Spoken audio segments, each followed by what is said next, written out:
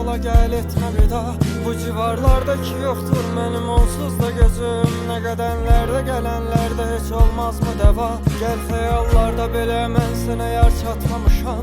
Ne kadar derdi keder mən geceler yatmamışam. Çekilib her şey yuxum sürpü o başdana kimi. Gecenin zülməti ilə yenə sabahlamışam. Ne kadar derdi keder aklımı almış bu cihan. Ne dünən var ne sabah var ne de bəşərdə nizam. Cövrü en çok çəkəni biz bize gel məhədə. Mərdi namərdə satıb ağlımı almış bu zaman. Yar bize hicranı görmüşsə bu dünyada rəva.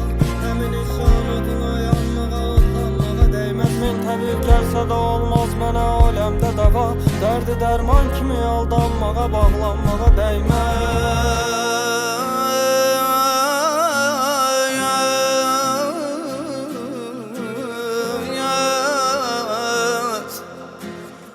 Aşiyem şikayet eylemez her qara zülfəmi el eder.